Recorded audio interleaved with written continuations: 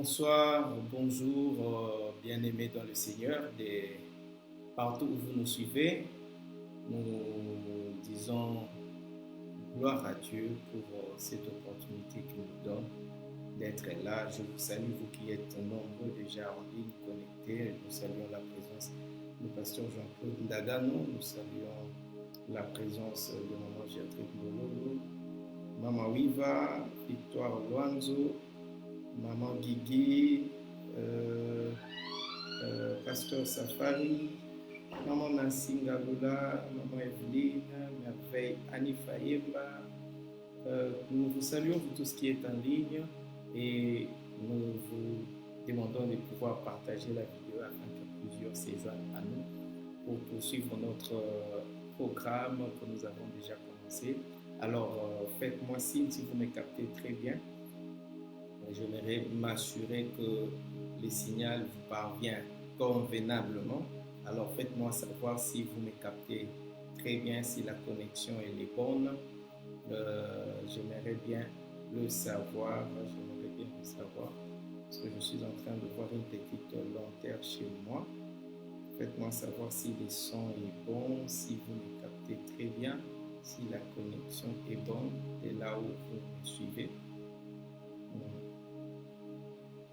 Alors nous allons poursuivre. Hier, nous avons introduit notre programme sur redéfinir. Donc faites-moi signe si vous me captez très bien.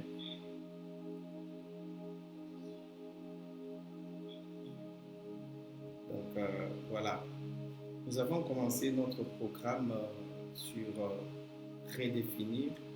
Nous sommes en train de parcourir quelques concepts et quelques termes importants de la Bible, concepts importants de la Bible pour nous les chrétiens, afin de vivre pleinement ce que Dieu a prévu pour nous. Parce que moi, je suis de ceux qui croient que la compréhension des Écritures, la compréhension de la parole de Dieu nous permet, la bonne compréhension nous permet de vivre l'expression complète de la divinité en nous.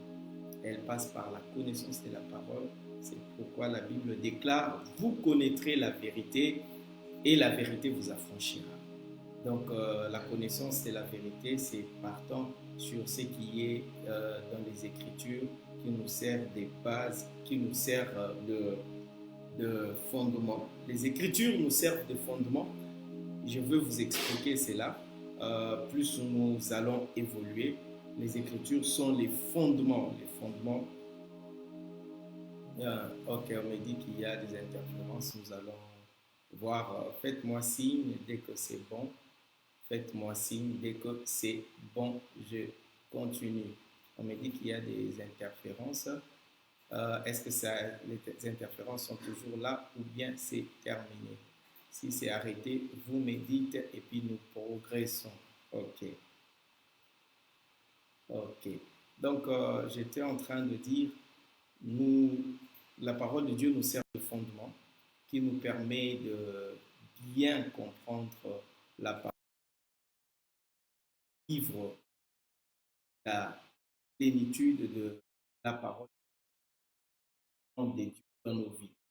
Alors, comme ça, nous allons parcourir petit à petit, lentement, mais sûrement, pour vous ayez la compréhension totale de la parole de Dieu de manière correcte.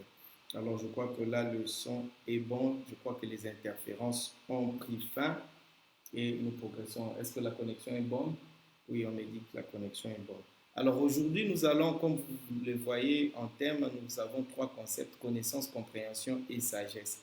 Ça, ce sont des termes ou des concepts fondamentaux dans les Écritures.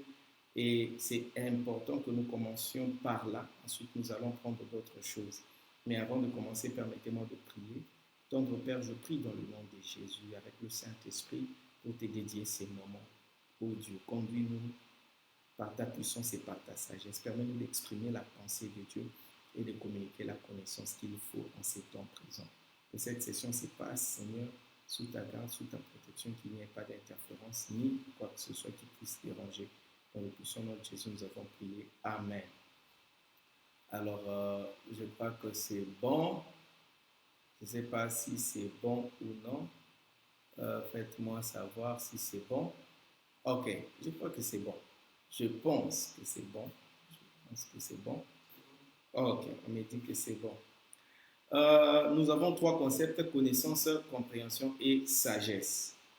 Connaissance, compréhension et sagesse. Je parle de connaissance, compréhension et sagesse. Alors, ouvrez vos Bibles avec moi dans Colossiens 1. Colossiens 1. Je parle de Colossiens 1, 9 à 10. Colossiens 1, 9 à 10. La Bible déclare ceci.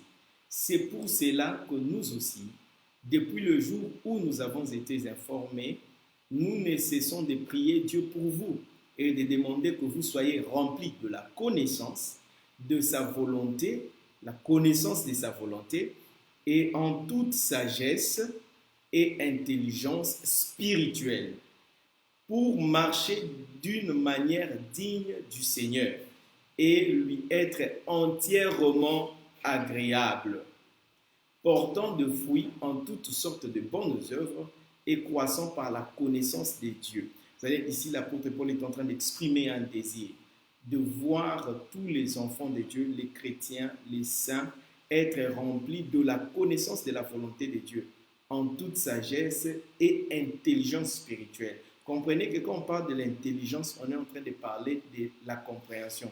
Parce que l'intelligence, c'est cette capacité ou cette faculté à comprendre quelque chose. Donc, quand on parle de l'intelligence, on est en train de parler de la compréhension.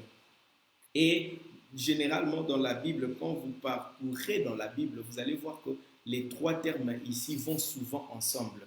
La connaissance, la compréhension et la sagesse. Et au fur et à mesure que nous avançons, je veux vous les démontrer. Prenons Proverbe 24, 3 à 4. Proverbe 24, 3 à 4. La Bible déclare ceci. C'est par la sagesse qu'une maison s'élève et par l'intelligence qu'elle s'affermit. C'est par la science, c'est-à-dire la connaissance, que les chambres se remplissent de tous les biens précieux et agréables. C'est comme ça quand vous allez dans la version anglaise, là où dans la version française, Louis II parle de l'intelligence, la version anglaise parle de understanding.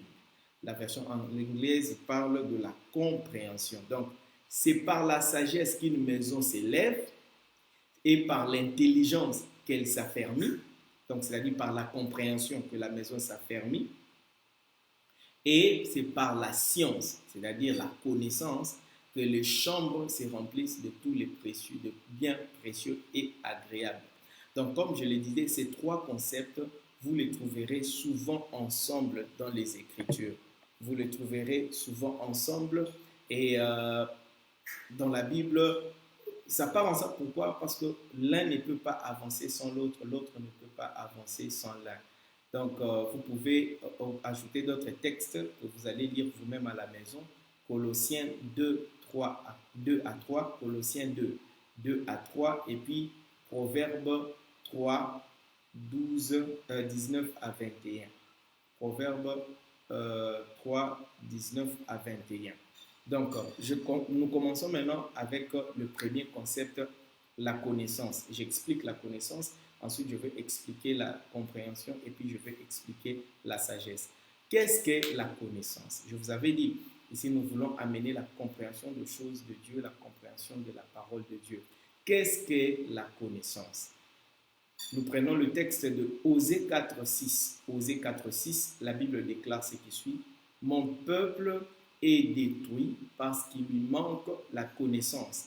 Puisque tu as rejeté la connaissance, je te rejetterai et tu seras dépouillé de mon sacerdoce.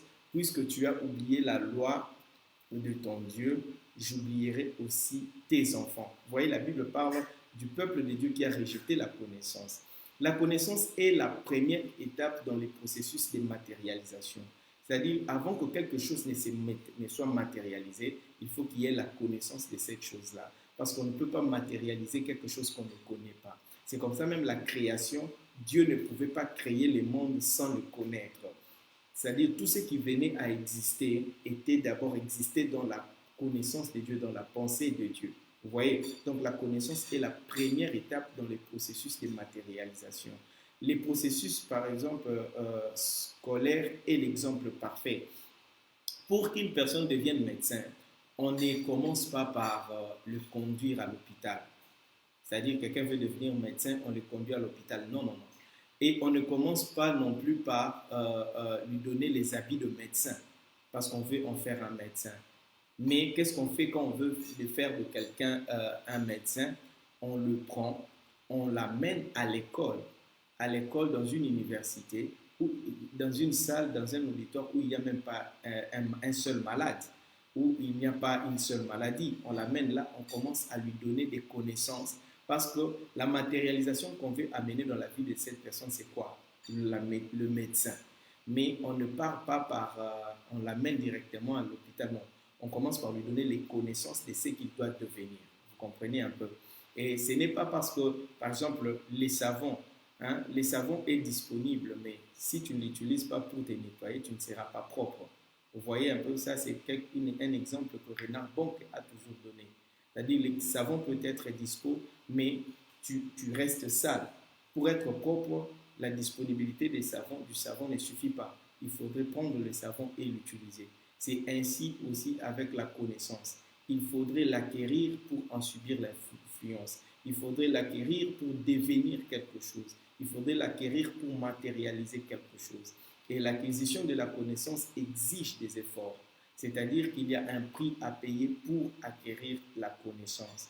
Alors, dans les passages de Osée 4, verset 6, rejeter la connaissance veut simplement dire ne pas fournir l'effort de chercher et d'acquérir la connaissance.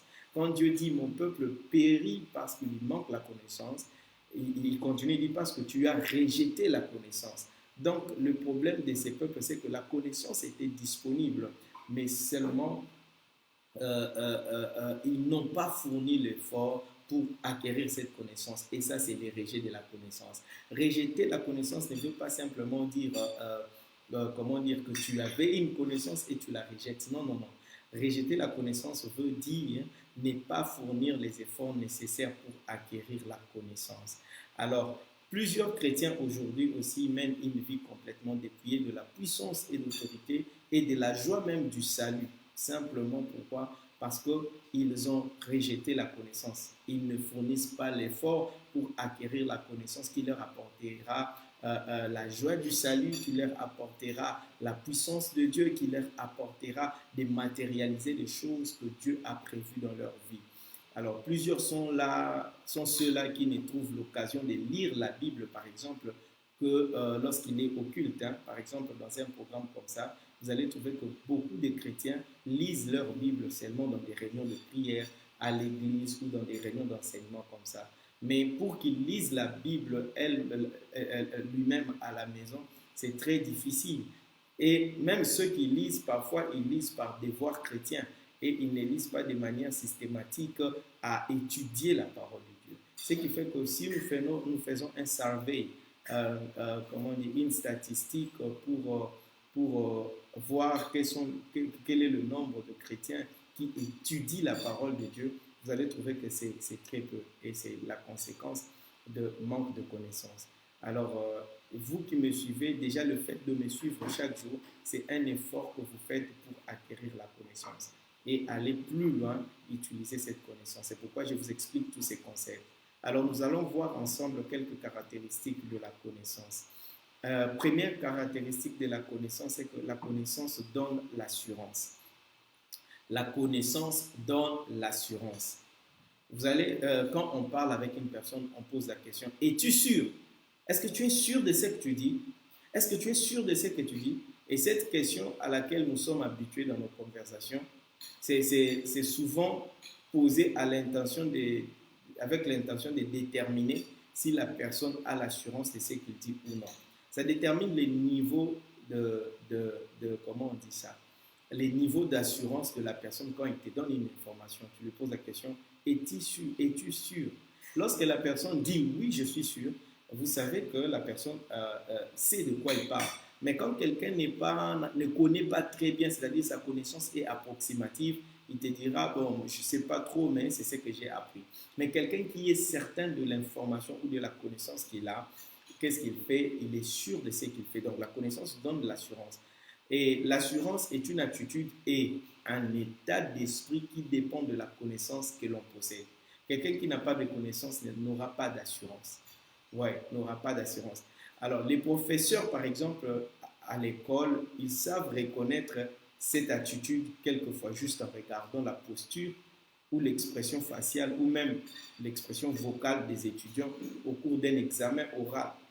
Au cours d'un examen oral, quand tu es là, même quand on fait passer les témoins à la barre dans un procès, les magistrats ou les avocats sont capables de déceler si la personne est certaine et sûre de ce qu'il dit. Quand une information est vraiment réelle, quand quelqu'un connaît, il parle avec assurance. Il n'hésite pas. Ouais, la connaissance donne de l'assurance.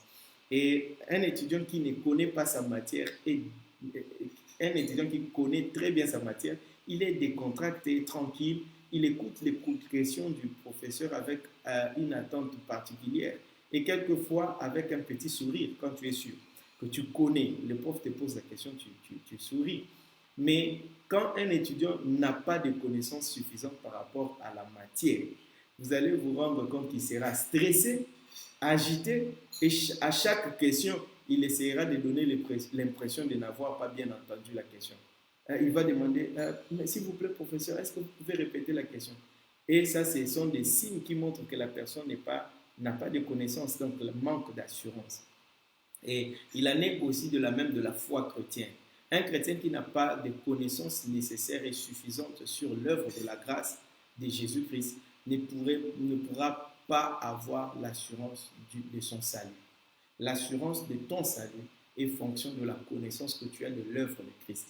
Malheureusement, aujourd'hui, quand vous posez des questions, vous allez constater que beaucoup n'ont pas de connaissances suffisantes en ce qui concerne même l'œuvre de la croix, l'œuvre de Christ. Et c'est ce qui fait qu'il n'y a pas d'assurance du salut.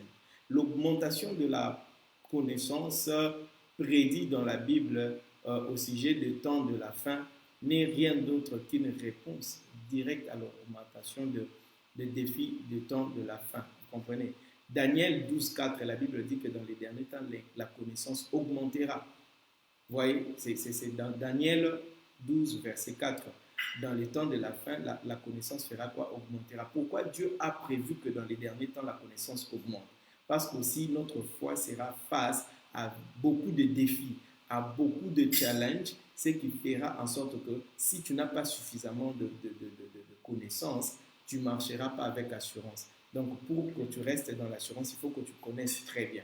C'est la raison pour laquelle Dieu permet que nous ayons ces sessions d'enseignement afin que tu connaisses très bien. Donc, avant leur rencontre avec le Seigneur Jésus, et même, vous allez voir que durant la période que les apôtres ont marché avec le Seigneur, ils étaient considérés comme des ignorants et sans instruction. Mais après le départ du Seigneur, quand ils se sont tenus devant les Sanhédrins, tout le monde s'étonnait de leur assurance. Vous voyez, ça c'est dans Acte 4, verset 13. Ils parlaient avec beaucoup d'assurance devant le Sanhédrin. Et vous allez constater, cette assurance qu'ils avaient, c'est parce qu'ils avaient acquis la connaissance auprès de Jésus. Les temps qu'ils ont passés avec Jésus, ils ont acquis la connaissance. C'est comme ça, quand ils se sont tenus devant les Sanhédrins, ils étaient certains et ils parlaient avec assurance. Donc, tu as l'intérêt de fournir des efforts pour acquérir la connaissance. Deuxième caractéristique de la connaissance, c'est que la connaissance donne la fermeté. Celui qui a la connaissance, il sera ferme. Daniel 11, 32, j'ai lu la dernière partie, la Bible déclare, mais ceux du peuple qui connaîtront leur Dieu agiront avec fermeté. C'est-à-dire ceux qui auront la connaissance de leur Dieu, ceux qui auront les connaissances nécessaires sur leur Dieu, ils seront fermes, ils agiront avec fermeté. Donc, la connaissance donne la fermeté. Et si l'assurance se démontre simplement par l'attitude, la fermeté à son tour se démontre par la manière d'agir. Vous voyez, l'assurance de quelqu'un, vous pouvez le voir par l'attitude, mais la fermeté se manifeste par l'action. Par rapport à comment tu fais cette chose-là, nous pouvons savoir si tu es ferme. Et quelqu'un qui a vraiment la connaissance, il sera aussi ferme. Même quand au début, il voit la chose ne marche pas, il va savoir, il aura l'assurance qu'à un moment, ça va marcher. Vous voyez un peu. Alors, Agir avec fermeté, quand la Bible dit ceux qui connaîtront leur Dieu agiront avec fermeté. Agir avec fermeté veut dire ceci. Veut dire faire ce qu'il faut, comme il le faut, lorsqu'il faut et là où il faut. Celui qui connaît Dieu, il sera capable de faire ce qu'il faut, quand il le faut, là où il le faut, de la manière qu'il le faut. Vous voyez? Et ça, la connaissance nous permet de faire cela. Et la connaissance, te donnant la fermeté, supprime en toi l'esprit de procrastination. Ça enlève la procrastination de telle sorte que tu seras capable d'agir quand il faut, comme il le faut et de la manière qu'il faut. Donc c'est comme ça quand nous allons dans l'exemple des études, toujours dans une salle de classe, un étudiant qui ne connaît pas la matière pourrait changer sa réponse. Vous savez, nous tous, nous avons été exposés à cela. Vous êtes en train de faire l'examen, tu as déjà écrit ta réponse, mais tu as entendu une réponse circuler dans la salle. On a adressé à l'autre qui est à côté. Non, non, non, non, toi tu avais écrit la réponse x égale 17, mais tu entends quelqu'un d'autre dire x égale 15. Si tu ne connais pas, tu ne seras pas ferme pour garder ta réponse. Tu vas changer de 17 à 15. Vous voyez. Mais quelqu'un qui connaît, il sera ferme. Même s'il entend les autres dire la réponse c'est 15, c'est 15. Lui, il va garder ses 17. Il sera certain, il va garder la fermeté. C'est comme ça même dans la vie de foi, l'analogie de la foi. C'est que quand tu connais, même quand les gens viennent dire non, c'est ci ou c'est là, pourquoi toi tu ne fais pas ça? Il n'y a rien de mauvais à faire cela. Toi tu seras ferme. Beaucoup d'enfants de Dieu, par exemple, au départ, ils ne prenaient pas d'alcool, ils ne faisaient pas ceci. Et puis quelqu'un vient lui dire pourquoi toi tu ne fais pas? Il n'y a rien de mal. Regarde tel l'effet, tel l'effet, tel l'effet. Si tu ne connais pas suffisamment ce que la Bible dit, ce que la Bible enseigne, facilement tu seras emporté par les autres. Tu vas manquer de fermeté. Donc la connaissance rend ferme. Troisième caractéristique de la connaissance, c'est que la connaissance rend utile entre les mains de Dieu. Si tu n'as pas la connaissance, tu ne seras pas utile entre les mains de Dieu. Osée 4, 6 les dit, puisque tu as rejeté la connaissance, je te rejetterai et tu seras dépouillé de mon sacerdoce. Donc, toute personne qui n'a pas de connaissance, il perd l'utilité entre les mains de Dieu et Dieu les rejette. C'est-à-dire, si tu veux être utilisé par Dieu, tu dois augmenter ta connaissance. Plus tu as la connaissance, plus tu es important, plus tu es utile entre les mains de Dieu. Mais moins tu as la connaissance et moins tu es utile pour le Seigneur. Vous comprenez un peu? Donc, là, il dit parce que tu as rejeté la connaissance, je te rejetterai. Donc, la connaissance est un critère indispensable dans l'expression de la nature divine dans l'homme. Si tu veux que Dieu s'exprime en toi, tu dois chercher la connaissance. Et dans l'Ancien, comme dans le Nouveau Testament, nous ne trouvons nulle part où Dieu travaille avec une personne sans faire passer ces derniers par un processus d'initiation. Chaque fois que Dieu veut travailler avec une personne, il le fait passer par un processus où la personne acquiert des connaissances. Jésus-Christ n'a pas commencé son ministère tout de suite. 30 ans, avant ses 30 ans, il passait là devant les scribes pour acquérir la connaissance. Jean-Baptiste aussi n'a pas commencé son ministère directement. Il était d'abord envoyé dans les déserts. Nous allons voir cela dans la vie de tous les patriarches. Joseph notamment, il n'était pas directement premier ministre en Égypte, mais il est passé par beaucoup de choses. C'était le processus pour lui d'apprendre.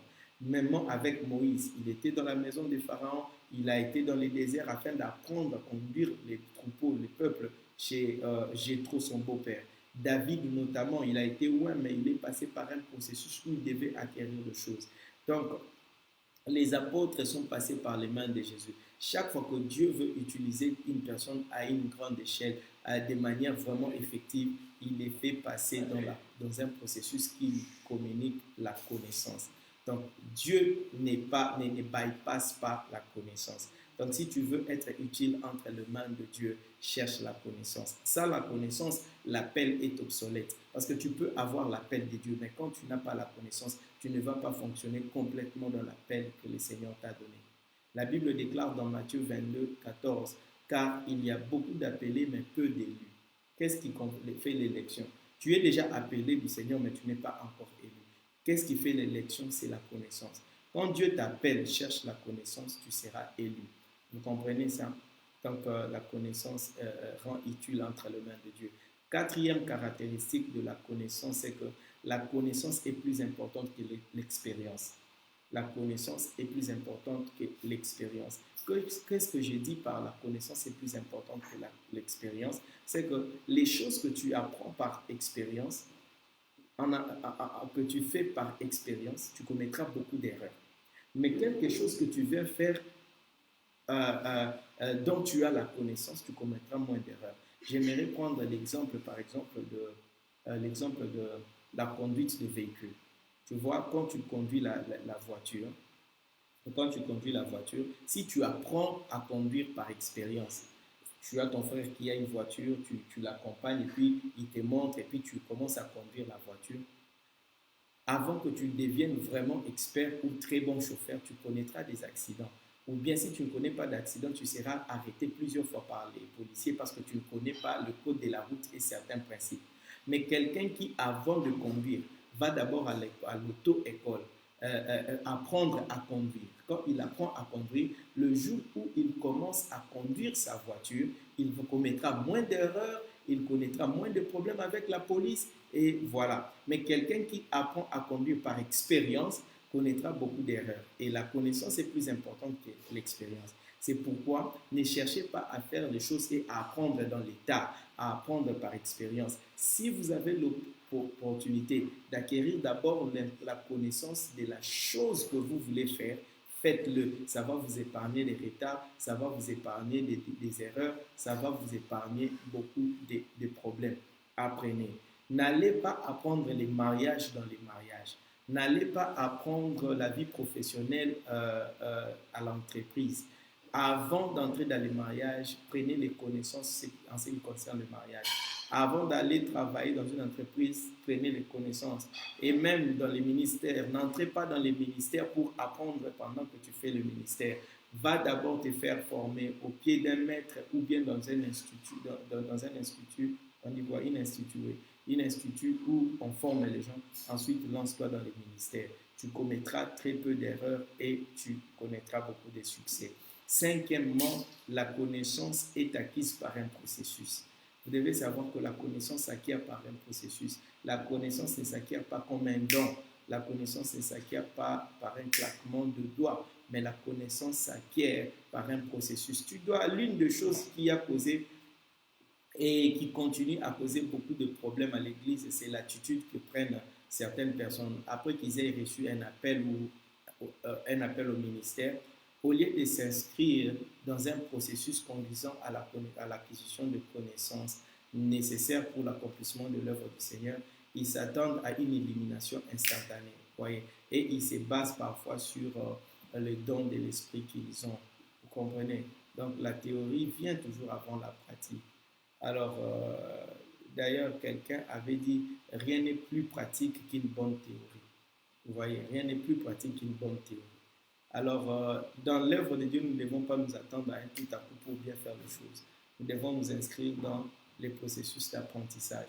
Les 12 apôtres étaient entre les pieds de Jésus. C'est comme ça, quand vous lisez votre Bible, vous trouverez les écoles des prophètes, là où les gens apprenaient. Et quand j'ai dit les processus, je ne suis pas nécessairement en train de parler d'une école biblique ou d'une école théologique, parce qu'on n'apprend pas seulement à l'école.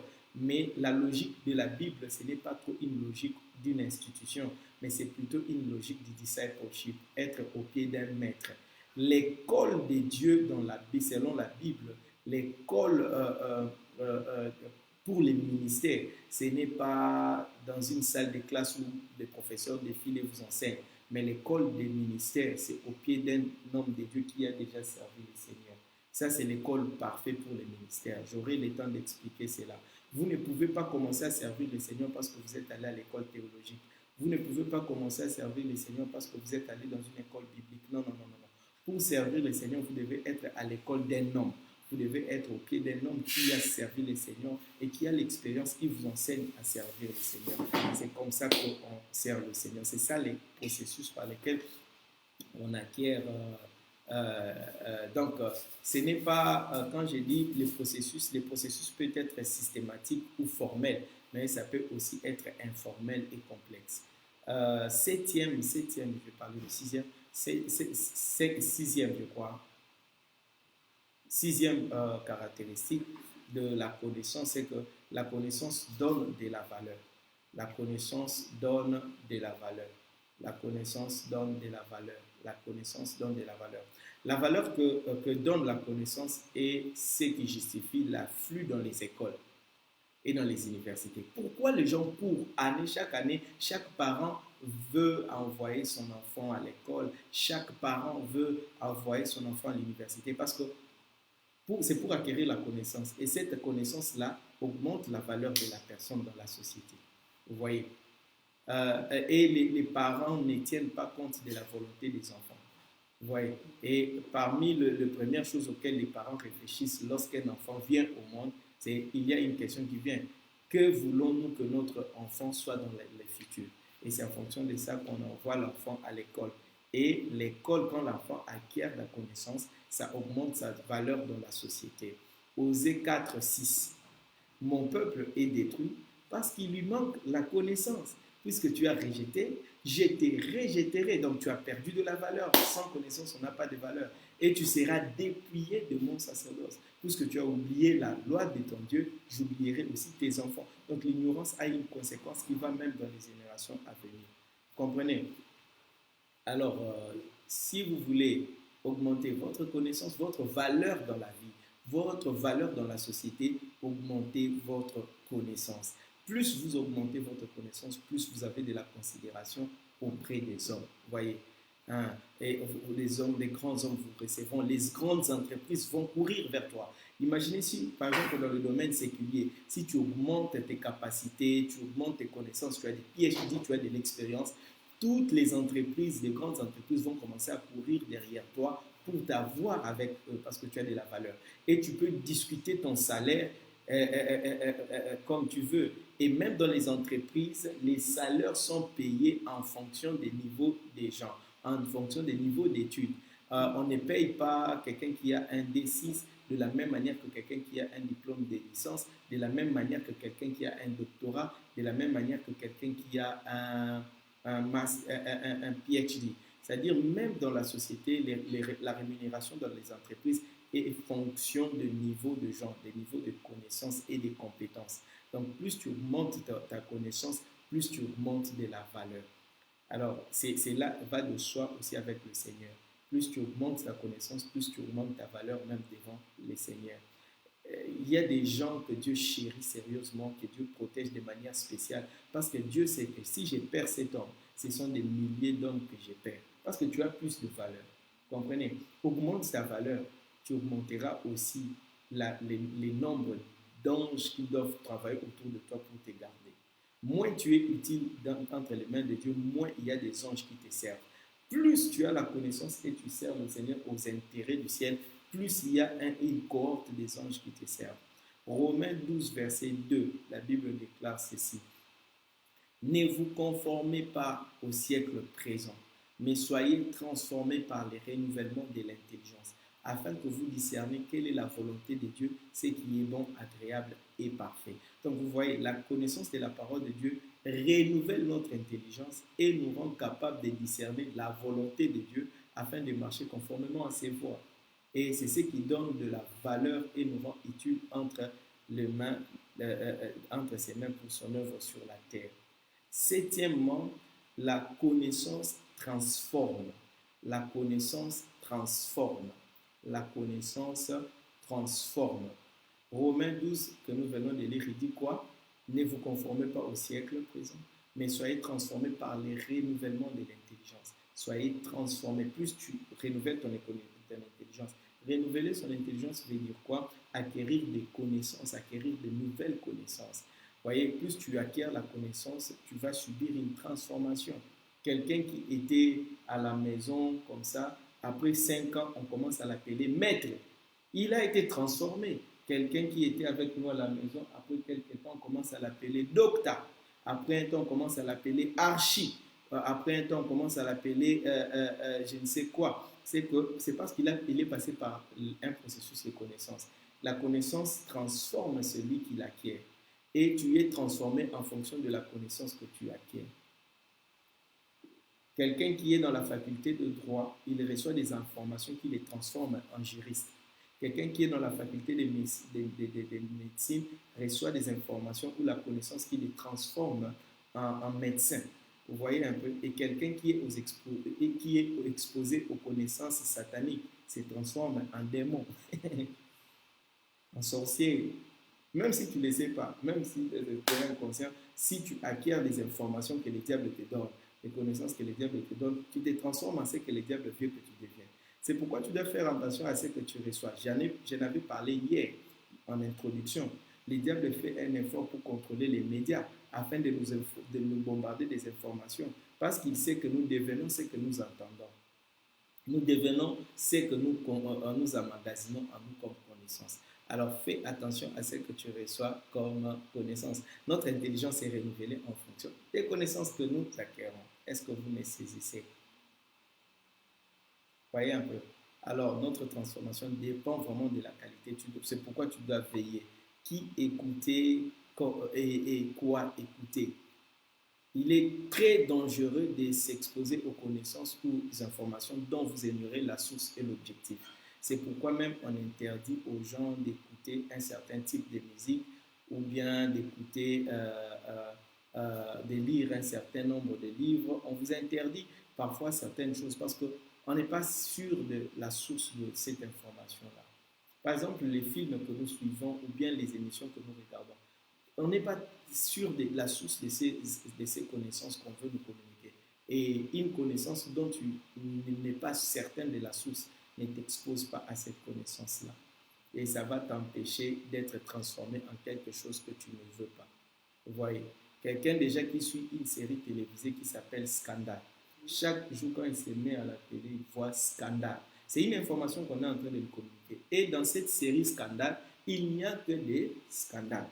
Quand tu suis la série télévisée Scandale, ne sois pas surpris le jour où le scandale va arriver dans ta vie parce que tu vas devenir scandaleux. Voyez, tu deviens ce que tu entends ou ce que tu emmagasines comme connaissance en toi. C'est pourquoi, par exemple, cette série-là, en tout cas, je ne sais pas, je ne connais même pas, je vois seulement Scandale. Donc, si tu suivais Scandale, ne suis plus Scandale, sinon tu risques de vivre les scandales dans ta vie, tu risques de vivre les scandales dans ton mariage. Tu es là chaque jour, tu regardes Novelas, là où on trompe les hommes, on trompe les femmes, on divorce, on fait quoi que ce soit. Ce sont des informations que tu es en train de recevoir inconsciemment, peut-être, je ne sais pas. Mais ne pense pas que demain tu produiras autre chose. Nous devenons ce que nous écoutons et ce que nous recevons. Est-ce que vous êtes en train de me suivre? Alors faites très attention. L'une des raisons, bon, je mets ça entre parenthèses. Le diable a voulu tuer beaucoup de gens parce que l'esprit de mort aussi, on l'attire aussi en fonction de ce que nous développons en nous. Et il s'est arrangé pour que les gens prennent la mort vraiment à la légère, c'est ainsi avec alors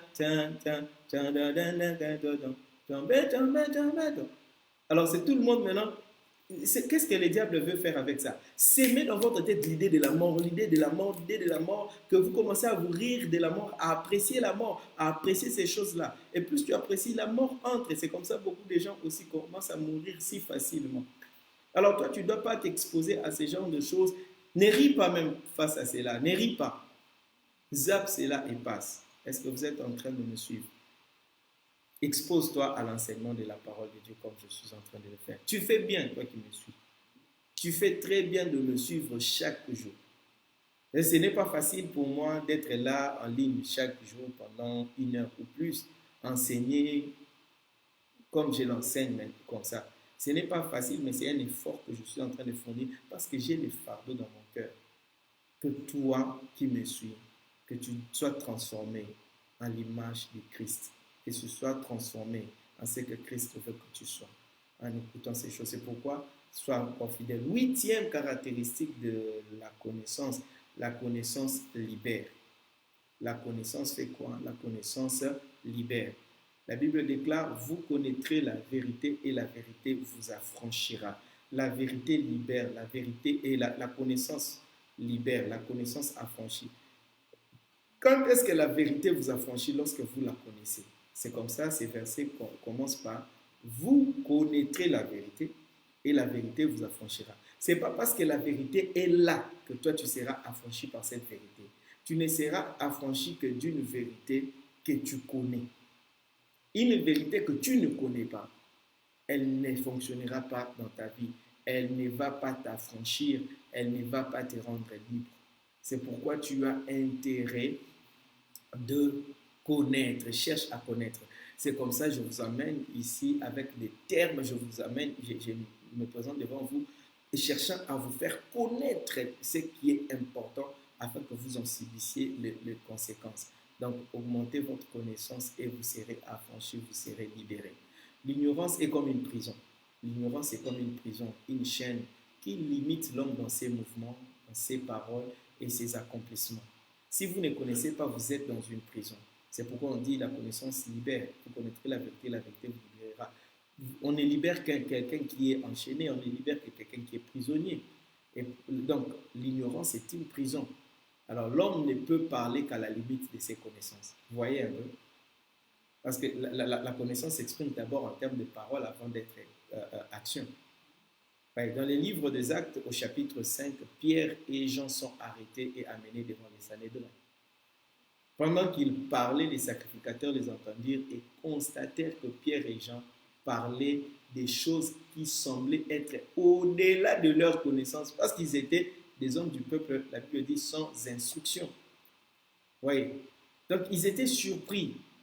Parce que ces gens-là, bien qu'on les avait arrêtés, mais ils n'étaient pas... ils étaient libres. Ils étaient libres. C'est comme ça qu'ils parlaient comme ça, la connaissance, leur donner leur liberté. Et ils ont été libertés parce qu'ils ont aussi bien exposé leur connaissance. Vous voyez, ils ont été à l'école la plus prestigieuse, au pied du Seigneur Jésus. Et c'est à cette école-là que tu es aussi inscrit au travers de ces programmes. Tu es dans la meilleure école qui existe. Tu es dans l'école la plus prestigieuse qui existe. Cette école ici, au pied du Seigneur. Moi, je ne suis qu'un instrument. Je ne suis qu'une voix. Mais celui qui parle, c'est le Seigneur. Celui qui t'instruit, c'est le Seigneur. Donc, tu es dans une bonne école qui va t'amener à vivre beaucoup de grandes choses avec Dieu. Alors, je vais prendre peut-être une quinzaine de minutes pour exploiter la compréhension. Ça, c'était en ce qui concerne la connaissance. Maintenant, le deuxième concept, c'est la compréhension. Je crois que la sagesse, on en parlera demain. Aujourd'hui, je vais finir avec ces deux concepts. Parlons rapidement pendant 15 minutes de ce qui concerne la compréhension. Alors, la compréhension, qu'est-ce que la compréhension? Qu'est-ce que la compréhension? Donc, la connaissance, c'est l'acquisition des informations, l'acquisition des informations. Ça, c'est acquérir la connaissance. Et quand tu as déjà des informations, ça opère dans ta vie tout ce qu'on a dit ici. Maintenant, c'est quoi la compréhension? La compréhension peut être définie comme le savoir du pourquoi, du quand, du comment et du où d'une connaissance acquise. Lorsque tu as acquis une connaissance, c'est-à-dire tu as des informations sur quelque chose, la compréhension, c'est connaître maintenant pourquoi cette connaissance, le pourquoi de cette connaissance-là, les quand de cette connaissance-là, les comment de cette connaissance-là, les où de cette connaissance. C'est ce qu'on appelle compréhension. Quelqu'un qui a la compréhension, c'est quelqu'un qui a l'intelligence. C'est ce qu'on appelle l'intelligence. Donc, un homme intelligent est celui qui utilise à bon escient ses connaissances. C'est celui qu'on appelle intelligent. Donc, c'est quelqu'un qui a la compréhension. Il sait quand est-ce qu'il faut utiliser cette connaissance. Il sait où est-ce qu'il faut utiliser cette connaissance. Il sait comment est-ce qu'il faut utiliser cette connaissance. C'est ça la compréhension. Luc 24, 45. Luc 24, 45, la Bible déclare: alors il leur ouvrit l'esprit afin qu'ils comprissent les Écritures. Ça, c'est après la résurrection de Jésus-Christ. Durant tous les ministères de Jésus-Christ, il ne faisait que leur communiquer la connaissance. Il leur enseignait pour leur communiquer la connaissance. Mais lorsqu'il est ressuscité, il est apparu et il leur a ouvert l'esprit afin qu'ils comprissent, afin qu'ils puissent comprendre les Écritures. Parce que sans la compréhension, vous ne saurez pas utiliser à bon escient les connaissances que vous avez. La compréhension te permet de bien utiliser. Et Jésus leur a enseigné l'évangile. Jésus leur a appris la parole de Dieu, le royaume de Dieu et toutes ces choses-là. Maintenant, à son départ, il devrait exécuter ces choses-là. Il devait agir en fonction des connaissances précises. Mais sans la compréhension, il est impossible d'utiliser les connaissances à bon escient. Alors, toutes les connaissances que Jésus avait transmises à ses disciples au cours de l'exercice de son ministère n'allaient leur servir à rien sans la compréhension. C'est pourquoi il leur ouvre l'intelligence, l'esprit, afin qu'ils comprennent. Matthieu 22, 29. Matthieu 22, 29, la Bible déclare, Jésus leur répondit, vous êtes dans l'erreur parce que vous ne comprenez ni les Écritures, ni la puissance de Dieu. Vous voyez, Jésus parle aux pharisiens. Il dit, vous ne comprenez ni les Écritures, ni la puissance de Dieu. Vous connaissez les Écritures, vous connaissez la puissance de Dieu, mais il vous manque quelque chose, la compréhension. C'est comme ça que vous ne parvenez pas à utiliser à bon escient ces connaissances-là. Les pharisiens, les scribes, ils connaissaient toute la loi de Moïse, ils connaissaient tous les prophètes, ils connaissaient toutes les Écritures, mais ils n'en avaient pas la compréhension. C'est comme ça qu'ils ont même manqué de reconnaître Jésus-Christ comme le Messie. Parce qu'ils ne comprenaient pas. Ils ne comprenaient pas non plus la puissance de Dieu. C'est comme ça, lorsque Jésus a agi, il a guéri les malades, ils ont dit c'est par la puissance de Belzéboul. Parce qu'ils ne comprennent pas la puissance de Dieu. Ils connaissent la puissance de Dieu, mais ne les comprennent pas. La compréhension, quand elle n'est pas là, elle cause des dégâts. Donc, le problème des pharisiens et des sadducéens, c'est ça. Ils avaient la connaissance de la parole de Dieu, ils avaient la connaissance de la puissance de Dieu, mais ils n'avaient pas la compréhension. C'est aujourd'hui aussi, nous assistons à cela, parce que beaucoup de gens vont juste aller dans les écoles bibliques, dans les écoles théologiques ou ici et là, lire des livres pour acquérir la connaissance. Mais ils se retrouvent simplement avec beaucoup de connaissances sans compréhension. Sans compréhension. Et ça, c'est catastrophique. Ça c'est important. Alors, dans Acte 8, 30 à 31, il y a l'histoire de l'énigme éthiopien qui est en train de lire les livres du prophète.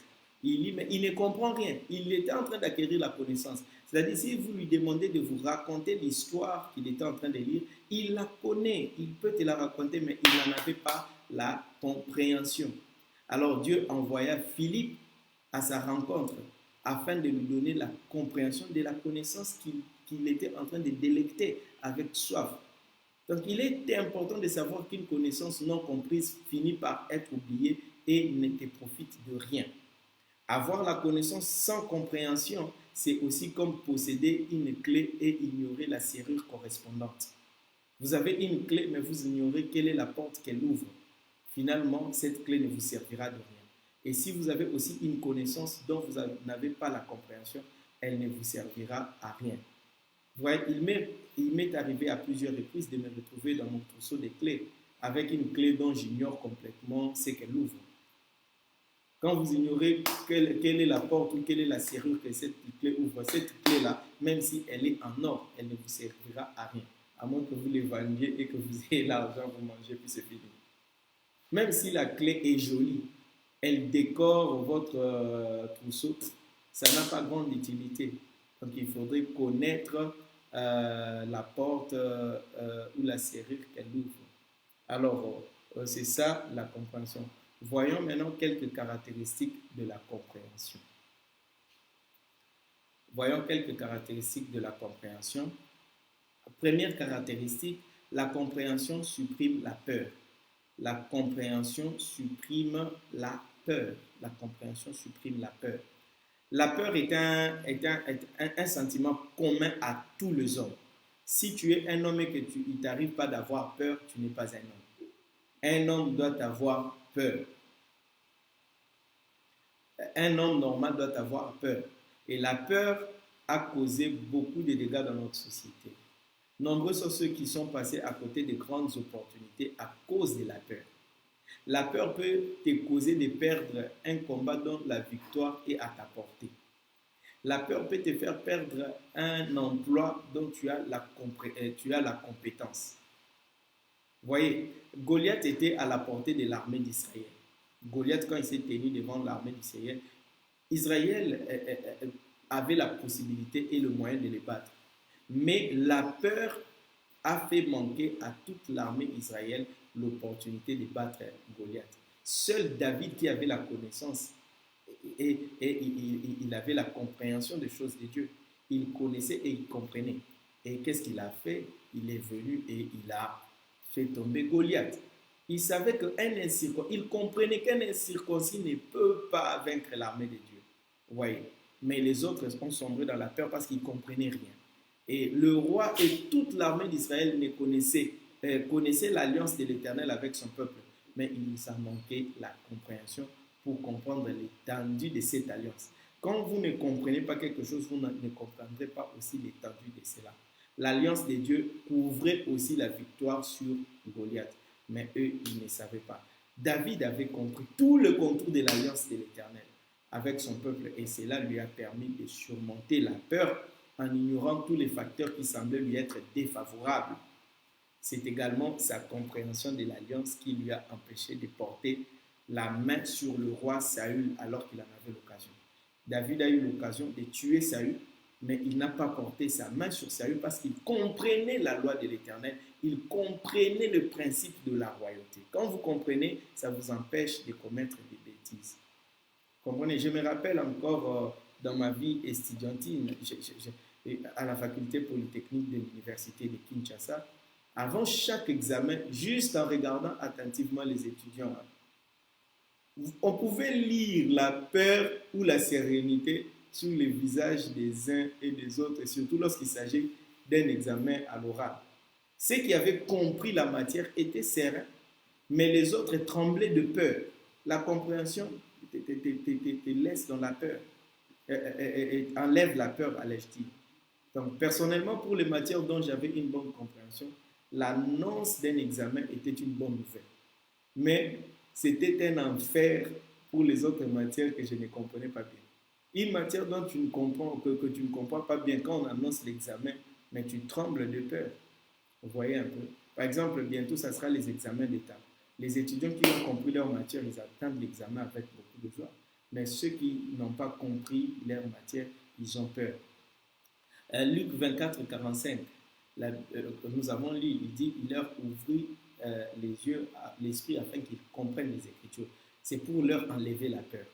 Donc, c'est comme ça, dans Acte 5, ils ont parlé avec assurance sans avoir peur, parce qu'ils avaient la compréhension. Ouais, la compréhension avait ôté leur peur et les amené à succès. Deuxième caractéristique de la compréhension, c'est que la compréhension rend confiant. La compréhension rend confiant. La compréhension rend confiant.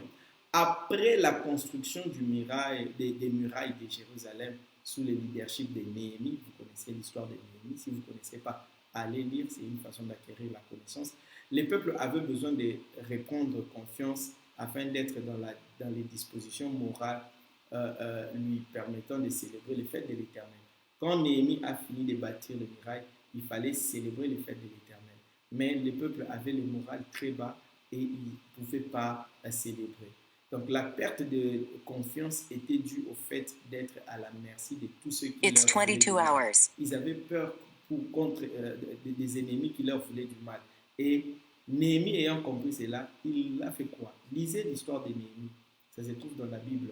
Il rassembla les peuples autour de sacrificateurs pour écouter la parole de Dieu et comprendre que l'Éternel assurait leur sécurité par sa main puissante. Lorsque le peuple a écouté les promesses de Dieu, ils ont compris que la main de Dieu est sur eux, ils ont eu la confiance et ils ont commencé à célébrer l'Éternel. Je les lis dans Néhémie 8.8, Néhémie chapitre 8, verset 8, la Bible déclare: ils lisaient distinctement dans les livres de la loi de Dieu et ils en donnaient les sens pour faire comprendre ce qu'ils avaient lu.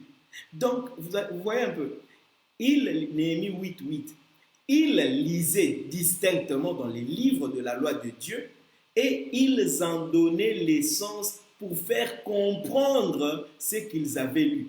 Et ils voulaient s'assurer que tout le peuple comprend. Et quand le peuple avait compris, le peuple était confiant et le peuple a célébré l'Éternel. Avoir la compréhension permet de développer la confiance nécessaire pour affronter les défis. Une grande équipe de football peut perdre un match face à une petite équipe juste pour à cause de la confiance. Une petite équipe qui est confiante peut battre une grande équipe qui n'est pas confiante. Dans le domaine sportif, la confiance en soi est un élément déterminant du résultat final. Il en est de même dans presque tous les domaines de la vie. Et c'est la compréhension qui fait naître cette confiance en soi puisqu'on se sent avoir la maîtrise des choses. Troisième caractéristique de la compréhension, c'est que la compréhension conduit à l'action. La compréhension conduit à l'action. La compréhension conduit à l'action. L'une des questions auxquelles je me suis habitué, est celle que les gens me posent au sujet de mon ministère. Tout le monde voudrait savoir d'où m'est venu le courage de quitter le Congo pour aller évangéliser dans les villages en Inde ou au Népal, tous ces pays, dans tous les autres pays asiatiques. Parfois, moi-même, je me pose cette question parce qu'en réalité, jusque-là, je n'ai pas encore trouvé une réponse consistante pour expliquer en fait. Mais je crois que ces points viennent nous donner la réponse, la compréhension qu'on dit à l'action. Je me dis, si je suis passé à l'action, c'est juste parce que j'ai compris les choses. J'avais simplement compris. Et la compréhension, quand tu comprends quelque chose, ça te met à l'action sans savoir exactement comment. C'est un peu ça. Alors, qu'est-ce que j'ai compris? J'ai compris l'évangile. J'ai compris l'ordre suprême que nous appelons la grande commission. Jésus a dit ceci. Allez, faites de toutes les nations des disciples. En tout cas, je ne sais pas qu'est-ce que vous pouvez comprendre d'autre là. Allez, moi j'ai compris ce que ça voulait dire. Allez, faites de toutes les nations des disciples veut dire allez, faites de toutes les nations. C'est comme ça que je suis parti. J'avais simplement reçu cette connaissance et je l'ai compris. Quand j'ai compris cette connaissance ici, j'ai compris que je dois partir et la compréhension m'a fait partir. Il a encore dit, vous recevrez une puissance du Saint-Esprit survenant sur vous et vous serez mes témoins à Jérusalem, en Judée, en Samarie, jusqu'aux extrémités de la terre. Mais d'autres personnes, quand ils lisent ces textes, ils lisent ceci. Vous recevrez une puissance, le Saint-Esprit survenant sur vous et vous serez mes témoins à Jérusalem, à Jérusalem et jusqu'aux extrémités de Jérusalem. C'est comme ça qu'ils comprennent. C'est pourquoi tu vas voir quelqu'un, il est là, il ne songe pas à aller. Parce que pour lui, la compréhension qu'il a de ces textes, c'est vous serez mes témoins à Jérusalem, à Jérusalem, à Jérusalem, à Jérusalem et jusqu'aux extrémités de Jérusalem. Non, non, non. Mais moi, j'ai compris que ça veut dire aller dans toutes les nations. C'est pourquoi je suis parti. La compréhension te met en action. En comprenant ces deux textes, il se trouve qu'il n'y a pas d'autre alternative. Quand tu comprends, tu n'as pas de choix. Tu vas faire selon ce que tu as compris. Aller signifie aller. C'est un ordre qui est donné. Si vous dites à quelqu'un aller et que la personne ne fait aucun mouvement, bien qu'il ait bien entendu votre ordre, il n'y a que deux possibilités. Soit la personne a fait le choix de ne pas obtempérer à votre ordre, c'est-à-dire de désobéir, soit la personne n'a pas compris ce que vous lui avez demandé. Ça se passe avec les parents à la maison. Tu dis à l'enfant, fais ceci. Quand tu vois l'enfant ne pas bouger, il y a deux possibilités. Soit il a choisi de désobéir, soit il n'a pas compris. Il a entendu, mais il n'a pas compris. Donc, s'il a compris, il doit se mettre à l'action s'il a un enfant obéissant. Et tu dois te poser la question, es-tu obéissant ou désobéissant par rapport aux ordres de Dieu? Donc, en ce qui concerne la grande commission, l'attitude de l'Église aujourd'hui est beaucoup plus une affaire de compréhension que d'obéissance. Ça semble comme si l'Église, beaucoup de chrétiens, beaucoup de pasteurs désobéissent à l'ordre de Dieu. Non, ce n'est pas trop une question de désobéissance, c'est plus une question de compréhension. On n'a pas très bien compris. C'est pourquoi je me donne la peine de voyager, d'aller dans les églises pour faire comprendre. Et je crois que quelqu'un qui a compris, il va se mettre en mouvement. Il va mettre l'Église en mouvement. Donc, les chrétiens sont interpellés régulièrement en ce qui concerne la grande commission, mais très peu seulement se mettent en action. Et c'est de manière aussi temporaire. Mais je crois que c'est un travail que nous devons faire pour amener les gens à la compréhension. Car il est impossible que quelqu'un comprenne réellement les tenants et les aboutissants d'une chose et être inactif par rapport à la chose. Même dans le domaine scolaire, lorsqu'on comprend une notion quelconque, on ressent la joie de la mettre en pratique dans une certaine mesure pour un peu prouver aux autres de quoi on est capable, mais beaucoup plus pour en tirer un certain bonheur d'accomplissement. Lorsque quelqu'un apprend quelque chose, des pratiques, il cherche tout de suite à pratiquer lorsqu'il a compris. Quatrième caractéristique de la compréhension, c'est que la compréhension fait découvrir les opportunités. La compréhension fait découvrir les opportunités. Comment? Parce que quand tu as compris, ça te pousse à l'action. Et quand tu vas vouloir faire l'action, c'est alors que tu vas découvrir beaucoup d'opportunités. Et c'est parce que David avait la compréhension qu'il avait saisi l'opportunité et qu'il avait découvert l'opportunité de battre Goliath et d'être célébré ou de recevoir la récompense auprès du roi. C'est lui qui a la compréhension, il va découvrir les opportunités. Pendant que les autres avaient peur et fouillaient, David n'avait pas peur et il avait découvert que ça, c'est une opportunité pour devenir quelqu'un. Ça, c'est une opportunité. Donc, celui qui a la compréhension, il va découvrir les opportunités. Cinquième, pour aller vite afin qu'on finisse, cinquième caractéristique de la compréhension, c'est que la compréhension prévient des erreurs. Celui qui a compris, c'est difficile qu'il commette des erreurs parce qu'il agit sur base d'une compréhension, il connaît les tenants et les aboutissants. Donc si tu comprends, tu vas commettre moins d'erreurs. C'est comme ça que quelqu'un qui a compris la matière, lorsqu'il fait l'examen, il n'échoue pas. Il commet moins d'erreurs. Il sait voir ici, il y a une erreur, ici, il n'y a pas d'erreur. Et sixième caractéristique, on va finir par là, la compréhension assure les succès. La compréhension assure le succès. Donc quelqu'un qui a la compréhension, il a la certitude de réussir parce qu'il fera ce qu'il faut de la manière qu'il faut. Vous voyez? Et l'assurance du succès est là. Voilà un peu, aujourd'hui on a vu les deux concepts, on a vu la connaissance et la compréhension. Comme notre temps est arrivé à la fin, nous parlerons de la sagesse demain et puis nous allons progresser. Donc nous disons merci à Dieu de nous avoir donné cette opportunité d'évoluer dans notre programme redéfinir. Ça nous permet de redéfinir des choses, ça nous permet d'acquérir la connaissance, ça nous permet d'acquérir la compréhension et la sagesse afin d'agir suivant les plans de Dieu. Donc, merci d'avoir été nombreux à nous suivre, merci d'avoir partagé et je vous encourage à partager même après ceci, demain, après-demain, lancer les watch parties. Suivez-nous encore dans notre chaîne YouTube, Turamcast TV et là, vous pouvez suivre tous les enseignements, tout ce qui est passé et vous pouvez les recommander à quelqu'un. Vous pouvez télécharger et le donner à une personne que vous voulez voir se développer. Donc, merci beaucoup et merci à tous ceux qui continuent à nous soutenir par leurs finances. Continuez à le faire, nous vous encourageons. Merci, nous vous disons au revoir, nous prions. Père, merci pour ce temps que tu nous as donné. Merci pour l'offre de ta grâce, pour ta présence. Aide-nous à continuer avec ces programmes jusqu'à la fin et que rien ne vienne interrompre. Bénis chacun, bénis ce travail au nom de Jésus. Amen. Au revoir, on se revoit demain à 21h heure de Kinshasa.